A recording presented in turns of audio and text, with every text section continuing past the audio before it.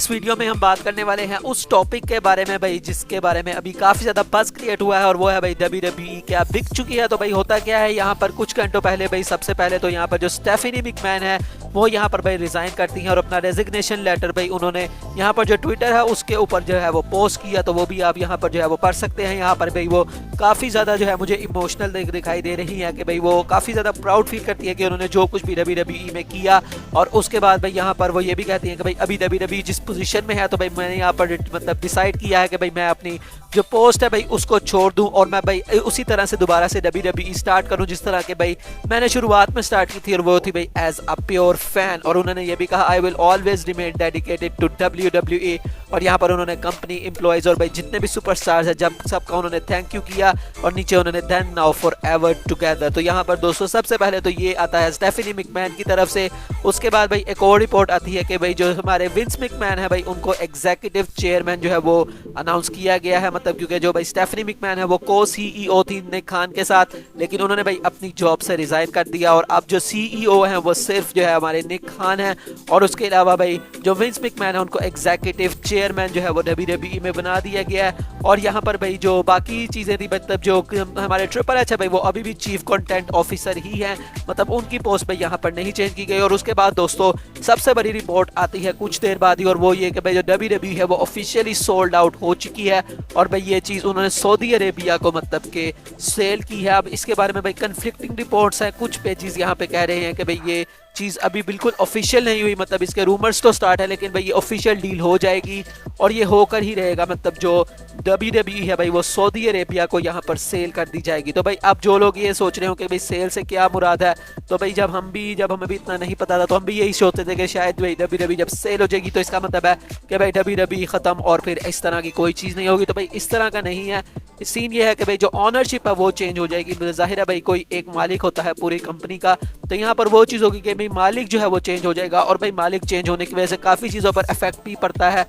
जो आपकी पूरी मतलब के अंदर आप कह लें जो पूरा बिजनेस स्ट्रेटजी है भाई हर एक की अपनी अपनी होती है, तो उसकी वजह से जो बिजनेस स्ट्रेटजी है वो काफ़ी हद तक जो है वो चेंज हो जाती है। लेकिन ऑन स्क्रीन हमें इतना कोई फर्क नहीं पड़ेगा। अब ये नहीं होगा कि भाई जो नया बंदा है वो रोमन रेंज को निकाल दे, इस तरह का कोई सीन नहीं होगा। लेकिन बैक स्टेज पर भाई काफ़ी ज़्यादा चीज़ें जो है वो चेंज हो जाती हैं। और बैक स्टेज की ही बात कर रहे हैं तो दोस्तों अब WWE के सुपरस्टार्स के हम रिएक्शन के बारे में बात करते हैं। तो भाई रिपोर्ट्स ये आ रही हैं कि भाई अभी जो सारे सुपरस्टार हैं उन्होंने इसके बारे में कोई ऑफिशियल स्टेटमेंट नहीं दी कि भाई क्या वो मतलब करेंगे अगर जो WWE सेल आउट हो गई है, इसके बारे में उनका क्या रिएक्शन है। लेकिन भाई यहाँ पर जो फाइटफुल है उनकी तरफ से बताया गया कि भाई एक ऐसा सुपरस्टार भी है जिससे उनकी बात हुई है और यहाँ पर उन्होंने कहा है कि भाई अगर WWE की ये सारी चीज़ें सच है तो भाई हम WWE को छोड़ देंगे। अब वो कौन सा सुपरस्टार है इसके बारे में अभी कुछ बताया नहीं गया, लेकिन भाई यहाँ पर काफ़ी मिक्स रिएक्शन है और आने वाले टाइम में हो सकता है भाई कोई मेजर सुपरस्टार भी हमें WWE छोड़ते हुए दिखाई दे अगर उनकी बुकिंग WWE ने अच्छी ना की या भाई जिस तरह की वो बुकिंग चाहते हैं उस तरह से नहीं की। तो भाई जो आने वाला टाइम है WWE में काफ़ी ज़्यादा क्रूशियल है, ना सिर्फ स्टार्स के लिए बल्कि सिर्फ मतलब जो बैक स्टेज है भाई पूरी WWE का जो माहौल है भाई उस सब के लिए ये जो आगे आने वाले कुछ मंथ्स हैं भाई वो काफ़ी ज़्यादा जो है वो इम्पोर्टेंट है। और भाई रेसलमेनिया सीजन भी आने वाला है, तो भाई हम होप करते हैं कि सारी चीज़ें स्मूथ रहें और भाई किसी टैलेंट को जो है वो छोड़ना ना पड़े। तो देखते हैं कि भाई होप फॉर द बेस्ट के कुछ अच्छा ही हो हम फैंस के लिए भी और भाई जो सुपरस्टार्स हैं उनके लिए भी। हम बात करते हैं दोस्तों अब सैमी ज़ेन के बारे में। तो भाई रिक फ्लेयर ने recently to be the man podcast में सैमी ज़ेन के बारे में क्या कहा, उन्होंने कहा कि भाई जब मैंने पहली दफ़ा सैमी ज़ेन को देखा तो मुझे लगा कि हाँ भाई ये अच्छा बंदा है, लेकिन भाई मुझे इतना भी कोई वो खास पसंद नहीं आया। लेकिन भाई अब जब मैं उसको देख रहा हूँ और जो भी वो ब्लड लाइन के साथ कर रहा है तो नाउ आई लव हिम। तो मतलब उन्होंने कहा कि भाई पहले तो मुझे समझ नहीं आया था कि जब इनको ब्लड लाइन के साथ एंगेज किया गया था कि भाई ये कर क्या रहे हो, ब्लड लाइन में सैमी ज़ेन का क्या काम है। लेकिन भाई अब ये चीज़ इतनी ज़्यादा अच्छी और वो इतना फैंस को इंटरटेन कर रहे हैं कि भाई मैं जो है वो इसके बारे में भाई काफ़ी इंटरेस्टेड हूँ और भाई मुझे काफ़ी ज़्यादा मज़ा आता है जब मैं सैमी ज़ेन को यहाँ पर देखता हूँ। तो भाई ये काफ़ी एक अच्छी चीज़ हमें देखने को मिली। सैमी ज़ेन के बारे में बात करते हैं अब हम मंडे नाइट रॉ की व्यूवरशिप के बारे में।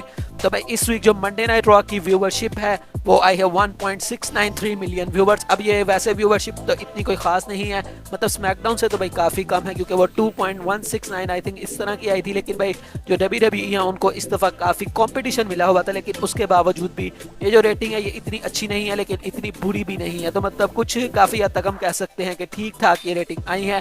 बात करते हैं दोस्तों अब हम जे वाइट के बारे में, तो जे वाइट दोस्तों हमने उनको ऑल एलीट रेसलिंग में देखा है और उसके अलावा भाई वो NJPW में भी कम्पीट करते हैं। तो दोस्तों उनके बारे में रिपोर्ट आ रही है कि WWE और AEW दोनों ही भाई इनको साइन करने के लिए काफ़ी इंटरेस्टेड हैं, और जो WWE है भाई वो काफ़ी हद तक उनके साथ निगोशिएट कर भी चुकी है। और मे भी दोस्तों जो जे वाइट है उनका हमें जल्द ही WWE में अपना डेब्यू देखने को मिल जाए।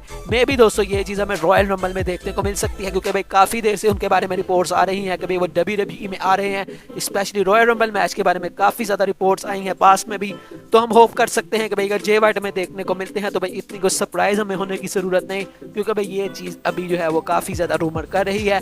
बात करते हैं अब हम रिकोशे के, तो भाई रिकोशे ने ये पिक्चर लगाई है अपने इंस्टाग्राम पर और उन्होंने लिखा है शी सेड यस, तो मतलब जो उनकी भाई वो उनकी इंगेजमेंट हो गई है, जो स्मैकडाउन में रिंग अनाउंसर है समंथा आई थिंक उनका नाम है, भाई उनके साथ उनकी इंगेजमेंट हो गई है। तो भाई कॉन्ग्रेचुलेशंस टू रिकोशे।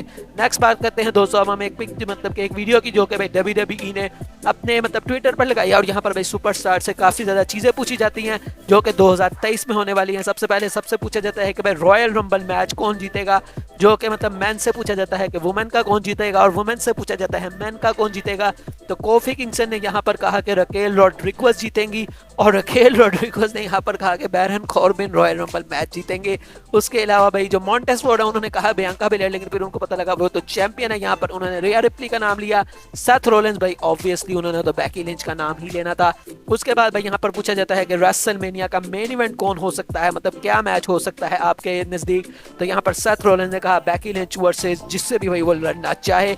उसके अलावा भाई जो हमारे बियांका बेलेयर उन्होंने कहा कि Montez Ford versus Roman Reigns, और उसके अलावा एजे स्टाइल्स ने कहा Bianca Belair versus Charlotte Flair, और उसके अलावा जो बेली है भाई उन्होंने कहा John Cena versus Roman Reigns का मैच होगा, जो कि भाई रेसलमेनिया को मेन इवेंट करेगा, और अगर ये नहीं होता तो भाई वो काफ़ी डिसअपॉइंट होंगी। तो उसके अलावा भाई सबसे पूछा जाता है मनी इन द बैंक कौन जीतेगा, तो यहाँ पर रकेल रॉड्रिगेज ने कहा कि भाई इस साल रिकोशे जो है वो जीतेगा, और अगर वो नहीं जीता तो भाई मैं जो है अपना सर फोड़ने वाली हूँ।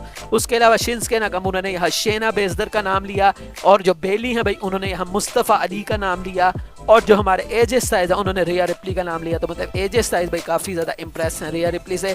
उसके अलावा जो शॉर्ट्जी हैं उन्होंने कहा कि कैरियन क्रॉस इस साल जीतेंगे। तो भाई ये ऐसी चीज़ें थी जो कि WWE की तरफ से मतलब कि ये कुछ आया था। और उसके अलावा भाई ये भी पूछा जाता है कि WWE 2023 में जो भी होगा भाई वो किसकी वजह से होगा। तो यहाँ पर सेथ रोलिंस कहते हैं कि भाई WWE जो है वो काफ़ी ये चीज़ें जो वो कर रही है वो इसी तरह से कंटिन्यू करेगी because of Seth freaking Rollins. तो यहाँ पर भाई उन्होंने अपना जो करैक्टर है उसको इसी तरह से मेंटेन रखा। तो काफ़ी ये भी मुझे अच्छी चीज़ लगी। कि फाइनल स्टोरी की तरफ बढ़ते हैं और भाई बात करते हैं ब्रे वायट और अंकल हाउडी के बारे में। तो भाई जो अंकल हाउडी हैं इनकी क्या सिचुएशन है, मैंने कल भी आपको वीडियो में बताया था, मतलब आज सुबह जो वीडियो आई कि भाई यहाँ पर दो शायद अंकल हाउडी हैं, एक अंकल हाउडी है और एक अंकल हार्पर है। तो भाई अब इनकी जो आइडेंटिटी है उसके बारे में काफ़ी ज़्यादा सवाल हैं। तो भाई यहाँ पर काफ़ी हद तक रिपोर्ट्स ये कह रही हैं कि भाई वो बंदा बहुत एलएस है, लेकिन भाई एक रिपोर्ट ऐसी है जो कि काफ़ी ज़्यादा शॉकिंग है। और यहाँ पर भाई उस रिपोर्ट में बताया जा रहा है कि भाई ये जो पूरी सिचुएशन है अंकल हाउडी को WWE इसको काफ़ी ज़्यादा सीक्रेट रखने वाली है, ना सिर्फ फैन से बल्कि जो सुपरस्टार्स हैं WWE के उनसे भी इस चीज़ को काफ़ी ज़्यादा हाइड करने वाली है। मतलब वो किसी को भी नहीं चाहते कि भाई किसी को भी अंकल हाउडी के बारे में पता लगे। तो भाई इसको कंप्लीट सीक्रेट WWE रखना चाहती है। और जिस तरह अंडरटेकर का मैंने आपको पास्ट में बताया था कि भाई वो अपने करैक्टर में कितना ज़्यादा जो है वो ओवर थे कि भाई वो बाहर भी जाते थे तो वो उन्हीं कपड़ों में जाते थे। तो यहाँ पर उनके बारे में भी यही चीज़ कही जा रही है कि भाई वो भी इसी तरह से अपना करैक्टर मेंटेन रखेंगे और भाई कभी भी किसी को पता नहीं लगेगा, मतलब जब तक WWE खुद बताना नहीं चाहेगी पता नहीं लगेगा किसी को भी कि अंकल हाउडी कौन है। तो भाई ये काफ़ी एक अच्छी चीज़ है और अब हम होप कर सकते हैं कि जो ब्रे वाइट की भाई स्टोरी लाइन है वो काफ़ी मज़ेदार होने वाली है, क्योंकि भाई इसमें WWE काफ़ी इन्वॉल्व हुई है। तो भाई ये थी आज की वीडियो। अगर आपको वीडियो अच्छी लगी हो तो लाइक कीजिएगा, चैनल को सब्सक्राइब लाजमी कर दीजिएगा। मिलेंगे नेक्स्ट वीडियो में, तब तक के लिए अल्लाह हाफिज़।